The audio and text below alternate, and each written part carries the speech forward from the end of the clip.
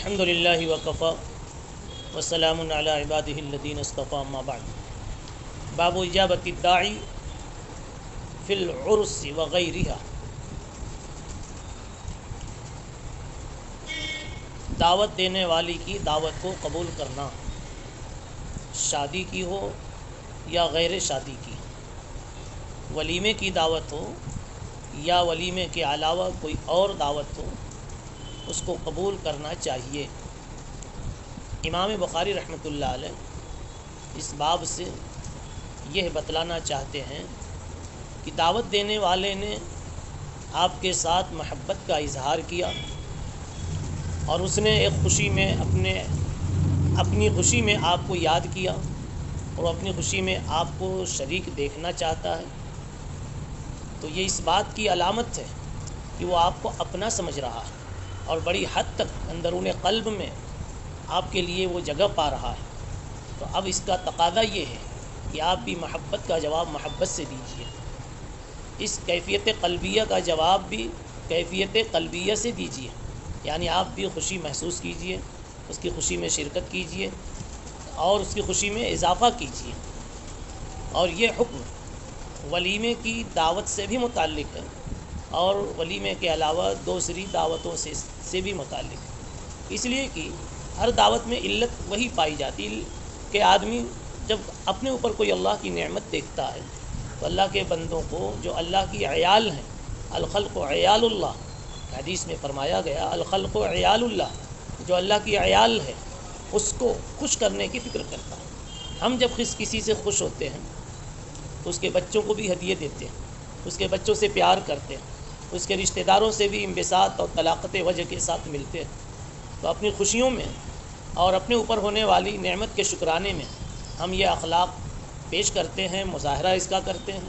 تو ایسے ہی جب داعی نے دعوت دی ہے تو اس کی خوشی کے موقع پر ہمیں بھی ایسے کچھ کردار دکھانے چاہیے جس سے کہ اس کی خوشی میں اضافہ ہو اور اس کی طرف سے اس اقدامی محبت کا ہماری طرف سے خوبصورت جواب ہو۔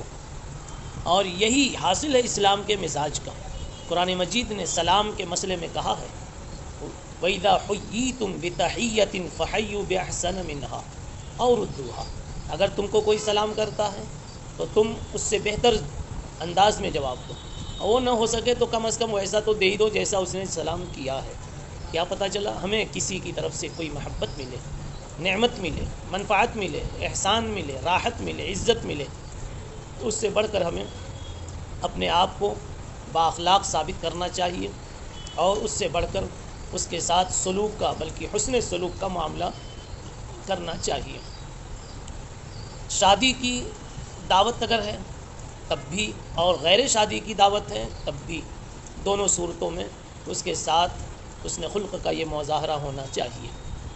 البتہ ان دعوتوں کے قبول کرنے کی شرعی اور فقہی اور قانونی حیثیت کیا ہے، اس پر گفتگو اس سے پہلے ہو چکی ہے۔ بہ قال حدثنا علی بن عبد اللہ ابن ابراہیم قال حدثنا الحجاج بن محمد قال قال ابن جریج اخبرنی موسى بن عقبة عن نافع قال سمعت عبد الله بن عمر يقول قال رسول الله صلی اللہ علیہ وسلم اجیبوا هذه الدعوة اذا دعیتم لها۔ رسول اللہ صلی اللہ علیہ وسلم نے ارشاد فرمایا، عبداللہ ابن عمر رضی اللہ عنہ راوی ہیں، کہ اجیبوا هذه الدعوة، جب تمہیں یہ دعوت ملے، تمہیں دعوت دی جاوے، اذا دعیتم لها، تو اجیبو، ان دعوتوں کو قبول کر لیا کرو۔ اور اس کی روح، اس کی تفصیل اوپر بتلائی گئی۔ قال، یہاں حضرت عبداللہ ابن عمر رضی اللہ تعالی عنہ کے شاگرد حضرت نافع کہتے ہیں وکان عبداللہ یاتی الدعوت فی العرس وغیر العرس وهو صائم، کہ حضرت عبداللہ ابن عمر رضی اللہ عنہ شادی اور غیر شادی دونوں دعوتوں میں دعوت جب ملتی تھی تو آپ شرکت فرماتے تھے جبکہ آپ روزے سے ہوتے تھے۔ بات یہ ہے اور مسئلہ یہ ہے یا اس کی توضیح یہ ہے کہ کسی کو دعوت دی جائے اور وہ روزے سے ہو تو پھر بھی اسے چاہیے کہ اس کی دعوت کی جگہ پر، اس کے مقام پر شرکت ضرور کرے، دعوت کے جشن میں، دعوت کے پروگرام میں اس کی حاضری ضرور ہو جاؤ۔ اب آگے رہ گئی بات کہ روزہ ہے تو اس کی دعوت کے ساتھ کیا معاملہ کریں. فقہا نے لکھا ہے کہ اگر اس کی اجازت خوشی خوشی ہو کہ آپ روزہ میں برقرار رہیں اور آپ کا روزہ نفلی ہے، فرض روزہ ہے تو کوئی مسئلہ نہیں، آپ کو روزہ مکمل کرنا ہے، یا واجب کوئی روزہ ہے تو وہ بھی آپ کو مکمل کرنا ہے، ان کو خوش کرنے کے لیے اس کو نہیں توڑنا. لیکن اگر نفلی روزہ ہے اور آپ وہاں شرکت کر چکے اور پہنچ چکے، اب اگر وہ ناراض نہیں ہوتا ہے تو آپ اپنا روزہ جاری رکھیے اور اس کے ساتھ معذرت کی بات کر لیجئے. اور اگر اس کو ناراضگی ہوتی ہے، مزاج اس کا کچھ الگ ہے یا کچھ حالات اس کے ساتھ ایسے ہیں کہ وہ ناراض ہوتا ہے، تو ایسی صورت میں نفلی روزہ توڑ کر اس کو خوش کر دیجئے، اس کی دعوت کھا لیجئے، اور پھر بعد میں اس روزے کی قضا کر لیجئے. باب ذہاب النساء والصبیان الی العرس. عورتوں اور بچوں کا شادی کی دعوت میں جانا. عورتوں اور بچوں کا جانا شادی کی دعوت میں. حضرت انس بن مالک رضی اللہ تعالی عنہ کی یہ روایت ہے. یہی قال حدثنا عبد الرحمن بن المبارک قال حدثنا عبد الوارث قال حدثنا عبد العزیز بن صہیب عن انس بن مالک قال ابصر النبي صلی اللہ علیہ وسلم نساء وصبيانا مقبلين من عرس فقال ممتنا فقال اللهم انتم من احب الناس الی. نبی پاک صلی اللہ علیہ وسلم نے کچھ عورتوں اور بچوں کو دیکھا کہ وہ شادی سے آ رہے ہیں، تو آپ نے اظہار مسرت فرمایا اور ان کے بارے میں کہا کہ تم لوگوں میں میری نگاہ میں بڑے اچھے لوگ. اصل میں اسلام آیا ہے لوگوں میں محبتیں بانٹنے کے لیے اور لوگوں کے اندر ان کی محبت کو جگانے کے لیے. اس لیے ہر ایسے عمل سے اسلام خوش ہوتا ہے اور رسول اللہ صلی اللہ علیہ وسلم کی خوشی کا باعث ہوتا ہے ہر ایسا عمل جس سے کہ محبتوں میں اضافہ ہو. اگلا باب ہے هل يرجع اذا رأى منکرا فی الدعوة. کسی دعوت میں شرکت کی اور وہاں کوئی منکر چیز نظر آئی تو کیا وہاں سے واپس ہو سکتا ہے؟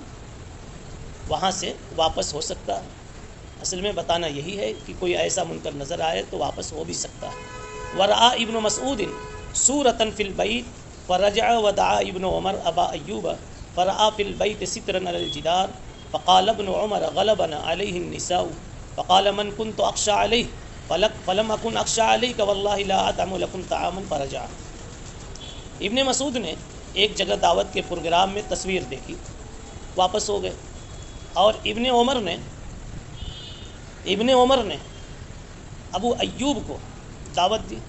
انہوں نے گھر کے اندر میں دیوار پر پردہ دیکھا تو کہا ابن عمر نے عورتیں ہم پر غالب آ گئیں اس لیے ہم نے یہ لٹکا دیا. ہم بھی تو کہتے ہیں نا اپنی شادیوں میں اپنے پروگراموں میں کہ عورتیں نہیں مانتی، تو اس طرح کا قصہ پیش آیا. فقال من كنت اخشى علیہ فلم اکن اخشى علیک واللہ لا اطعم لکم طعاما فرجع. کہا کہ آپ کے تعلق سے مجھے بڑا تعجب ہوا کہ آپ نے ایسا سنا دیا، میں تو تمہارا کھانا نہیں کھا سکتا. بات یہ ہے اصل میں کہ جس سے جس قدر تعلق ہو یا جس سے جس طرح سے جتنی قوی امید ہو تحمل کی اور شریعت کو سمجھنے کی، دوستی کو سمجھنے کی، اخلاق کو سمجھنے کی، اس کے ساتھ شدت کا معاملہ کیا جا سکتا ہے. چنانچہ اس کی وجہ سے کھانا نہ کھانے کی بات کی گویا امام بخاری رحمۃ اللہ علیہ کا مدعا ثابت ہو گیا کہ چھوڑ کر واپس آ گئے. وبه قال حدثنا اسماعیل قال حدثني مالک عن نافع عن القاسم بن محمد عن عائشة زوج النبي صلی اللہ علیہ وسلم انها اخبرته انها اشترت نمرقة فيها تصاوير فلما رآها رسول الله صلی اللہ علیہ وسلم قام على الباب فلم يدخل فعرفت في وجهه الكراهة فقلت يا رسول الله اتوب الى الله والى رسوله ماذا اذنبت فقال رسول الله صلی اللہ علیہ وسلم ما بال هذه النمرقة قالت فقلت اشتريتها لك لتقعد عليها وتوسدها فقال رسول الله صلی اللہ علیہ وسلم ان اصحاب هذه الصور يعذبون يوم القيامة ويقال لهم احيوا ما خلقتم وقال ان البيت الذي فيه الصور لا تدخله الملائکہ. حضرت عائشہ نبی پاک صلی اللہ علیہ وسلم کی زوجہ مکرمہ فرماتی ہیں کہ ایک مرتبہ انہوں نے خود ایک چادر خریدا جس میں تصویریں تھیں. آپ صلی اللہ علیہ وسلم نے جب دیکھا تو آپ دروازے ہی پہ رک گئے، اندر نہیں گئے. حضرت عائشہ کہتی میں نے پہچان لیا کہ آپ کو یہ چیز اچھی نہیں لگی، میں نے کہا یا رسول اللہ کی بارگاہ میں توبہ کرتی ہوں، اللہ رسول سے معافی مانگتی ہوں، کیا گناہ میں نے کر دیا؟ آپ نے فرمایا کہ یہ کیا لٹکا رکھا؟ تو عائشہ کہتی کہ میں نے کہا کہ میں نے اس لیے خریدا ہے تاکہ آپ اس پر بیٹھیں گے، اس کا تکیہ لگائیں گے۔ تو آپ صلی اللہ علیہ وسلم نے اس موقع فرمایا ان تصویر والوں کو قیامت کے دن عذاب دیا جائے گا اور ان سے کہا جائے گا زندہ کرو، روح ڈالو اس میں جو تم نے بنایا، جو تم نے خلق کیا۔ اور یہ بھی فرمایا جس گھر کے اندر میں تصویریں ہوتی ہیں اس میں فرشتے داخل نہیں ہوتے۔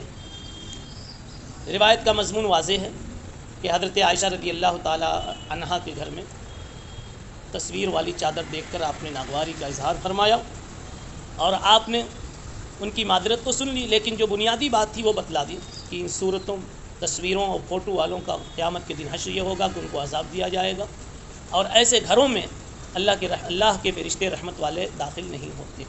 امام بخاری رحمۃ اللہ علیہ اس سے یہ کہنا چاہتے ہیں کہ جب اللہ کے فرشتے نہیں آتے، نبی پاک صلی اللہ علیہ وسلم کو اس سے نفرت ہے، اللہ کے نبی کو نفرت، فرشتوں کو نفرت، تو ظاہر سی بات ہے کہ اللہ تعالیٰ کبھی بھی ایسی چیز کو پسند نہیں کر سکتا۔ لہذا جس دعوت میں تصویر ہو اس سے اگر کوئی واپس ہو جاوے، دعوت نہ کھائے، تو اس کا واپس ہو جانا صحیح ہے۔ اور اس سے ایک کلی یہ نکلی، یعنی ایک عام قانون کلی یہ نکلا کہ ہر وہ دعوت جس میں کوئی بھی منکر پوشیدہ ہو، ایسے منکر والے پروگرام میں شرکت کی اجازت نہیں، اور کوئی پہنچ جائے تو وہ واپس ہو جاوے۔ سبحان اللہ بحمدہ، سبحان اللہ۔